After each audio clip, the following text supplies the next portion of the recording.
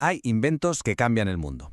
Y luego está el sistema Braille. Pocas creaciones han dado, literalmente, luz a tantísima gente. Pero la historia de su origen, que nació de la más completa oscuridad, es si cabe todavía más increíble.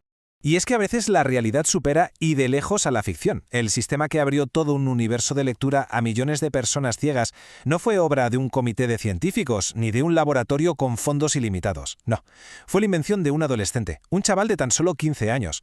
Para entender cómo un chico tan joven pudo lograr una hazaña así, tenemos que rebobinar e irnos al principio de su historia, a un accidente terrible que lo cambiaría absolutamente todo. Con solo 3 añitos, la vida de Louis Braille da un giro de 180 grados.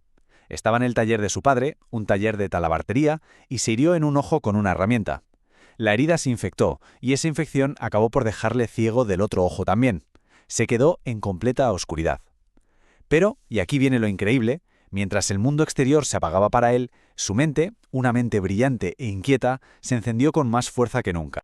Y fue precisamente esa mente tan curiosa la que, unos años más tarde, se encontró con un desafío que le fascinó por completo: un código militar secreto.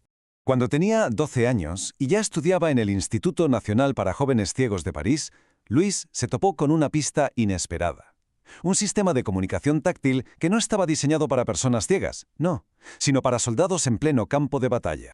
La idea original, la verdad, era buenísima. El ejército francés había creado un código de puntos en relieve para que los soldados pudieran leer mensajes en la oscuridad de la noche, sin tener que encender una luz que pudiera delatar su posición.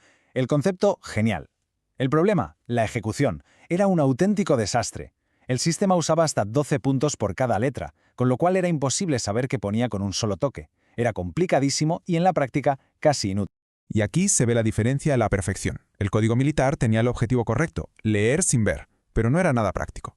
Louis vio el potencial, pero también vio el fallo garrafal. Así que se puso un objetivo totalmente distinto. No se trataba solo de leer con el tacto, sino de hacerlo de forma sencilla y rápida.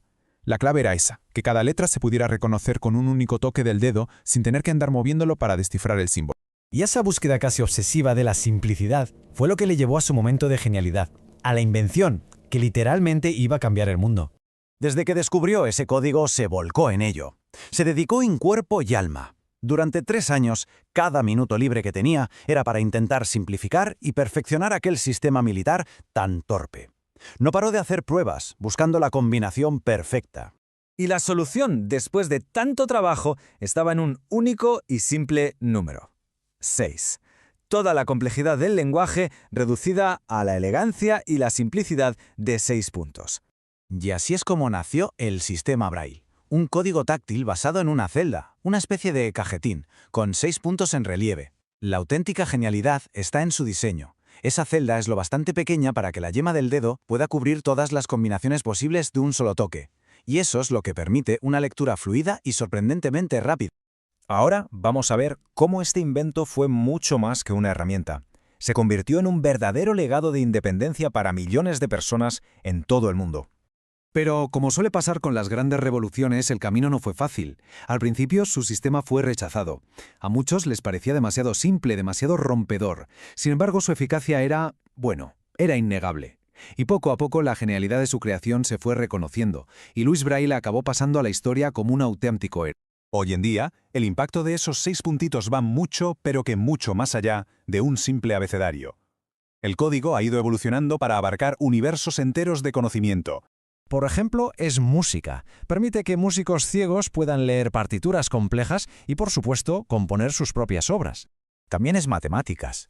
El braille se adaptó para poder representar números, ecuaciones y todo tipo de símbolos científicos, abriendo de par en par las puertas de la ciencia y la ingeniería. Pero, por encima de todo lo demás, si tuviéramos que resumirlo en una sola palabra, sería esta: independencia. Es la capacidad de leer un libro, la etiqueta de un producto, un contrato. Es, en definitiva, la llave que da acceso a la educación, a la cultura y a la autonomía personal. Al final, la historia de Louis Braille es una lección brutal. Es el ejemplo perfecto de cómo una necesidad personal, que nace además de una tragedia, puede acabar convirtiéndose en una invención universal que ilumina el mundo para millones de personas.